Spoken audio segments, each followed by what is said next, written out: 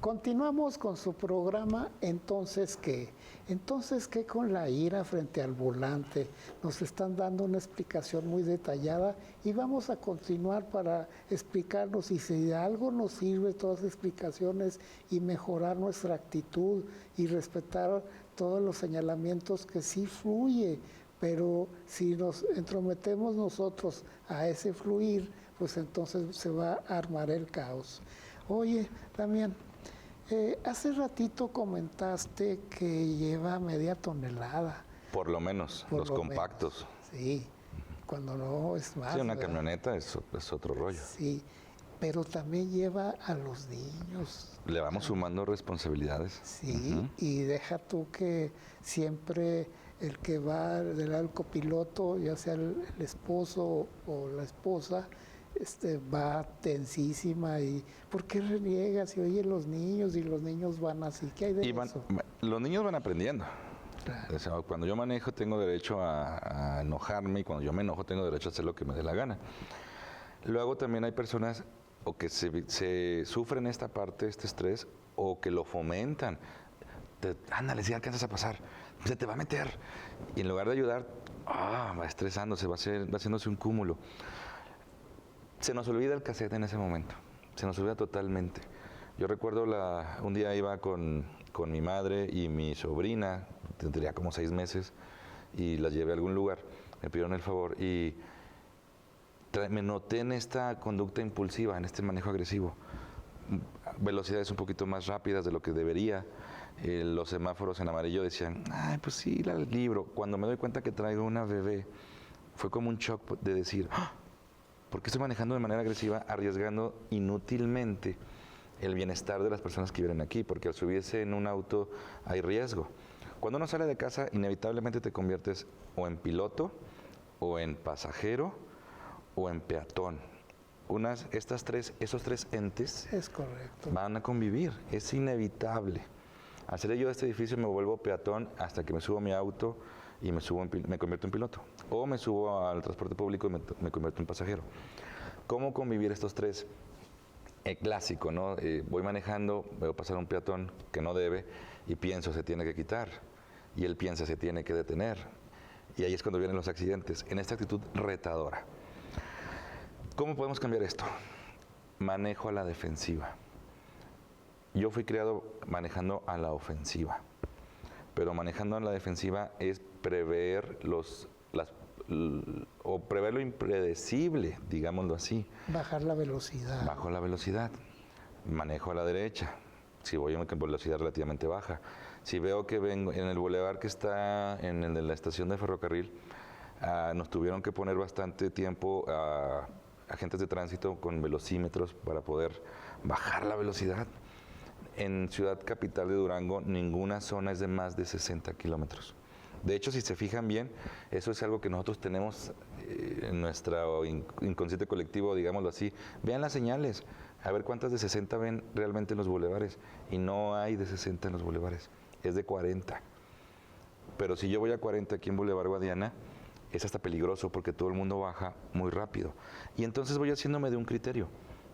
Manejo a la defensiva es bajar la velocidad, ir viendo al otro, despejeando no solamente el auto, sino a las personas. De pronto vemos en el semáforo, fíjense, verán muchos automovilistas en el celular. Esa es otra. Desde ahí lo vas viendo, lo vas cachando. Y entonces, si yo lo adelanto, por mi espejo voy viéndolo porque sé que él va viendo su celular. Y eso es peligroso, pero voy previendo esta situación. Sigan el reglamento de tránsito. Esto es manejo a la defensiva. El reglamento de tránsito es muy claro y nos va a ayudar a manejar mejor. El salir con mucho tiempo de anticipación, no te digo que 1 hora, no hay que exagerar, pero sí, si yo sé que me tardo como 20 minutos, pues salgo media hora antes, por cualquier imprevisto. Llego 10 minutos antes, me voy habituando a esto. Y aparte soy más puntual. ¿Qué sucede? Que esto también se va a heredar y va a permear en las siguientes generaciones de conductores. Hay que hacer un ejercicio muy simple. Cuando yo era niño, en la casa somos 2 hermanos y yo, y mis padres, y había un carro. Éramos pequeños, un auto estaba bien. Fuimos adolescentes, mi padre cambia el carro por una camionetita familiar, excelente, crecemos Y ahora mi hermano, mi hermana y yo tenemos vehículo, igual que mi padre. Hasta antes de salir de casa de mis padres, pasamos de un vehículo a 4 vehículos en el lapso de 8 años. Imaginen este fenómeno a nivel ciudad. Por eso el tráfico está insoportable, porque ya somos un parque vehicular muy grande y las calles de Durango no están diseñadas para vehículos así. Están diseñadas, y las del centro están diseñadas para carruajes, para carretas. Y entonces, esa combinación hace que el tráfico sea increíblemente pesado. Cuando voy a Ciudad de México, a Monterrey, a alguna ciudad con un tráfico así, como que nos cambia el chip y yo digo, pues me va a tardar 1 hora o 2 horas en trasladarme. Lo entiendo. Pero aquí, 15, 20 minutos ya me vuelvo una persona iracunda. ¿Por qué? ¿Por qué ese cambio? Porque aquí se nos permite, porque aquí se nos enseñó así, cuando no debería de ser. Es como cuando se pelean en la casa, los peores pleitos, los más fuertes son en la casa, pero afuera no. O si hay visita en la casa, todos calladitos aunque estemos enojados. Es esta doble moral a la que nos referíamos. ¿De qué se trata? De llevar esta buena educación también. Tenemos el potencial, sabemos manejar en otras ciudades, sabemos manejar en otros países, sabemos manejar cuando hay agentes de vialidad cerca. Ahí nos volvemos buenísimos para manejar. Sabemos comportarnos bien fuera de casa. Hay que llevarlo al auto como una extensión mía y de mi conducta. ¿Qué sucede? Que aparte de eso, yo lo voy a hacer, si todos lo hiciéramos sería muy fácil, pero voy a asumir que el resto de las personas no lo va a hacer. Entonces debo aprender algo bien bonito que casi no tenemos el mexicano, que es desapego. Yo me hiperapego a la emoción y no sé soltarla. Pero si alguien se me atraviesa, en lugar de molestarme, respiro profundo y digo, traerá prisa. Les contaré una historia así rapidote, que esto es real. Hace ya tiempo me la platicó un taxista. Hablando precisamente sobre el manejo de las emociones y todo eso. Y me dice, es que antes de platicar de estos temas, yo sí era muy enojón. Y a mí me la rayaban y yo se la regresaba, yo me bajaba y nos agarrábamos, nos trenzábamos. Y entonces un día llevé una señora, traía sus bolsas del mandado, y me dice, estaciónese ahí en la cochera del vecino, de acabo nomás es lo que bajamos las bolsas. Yo le hice caso, bajo las bolsas, y de pronto dice, llega el señor en una camionetota con su esposa y su hija. Y pitando, muy agresivo, echando flores, se bajó, amenazándola. Y si en cualquier situación yo me hubiera enganchado en este enojo. Pero recordando esto que ya hemos trabajado de manejo de emociones, respiré profundo, le dije, ¿sabe qué, señor? Ya me voy a quitar, solo fue rápido. Que Dios lo bendiga.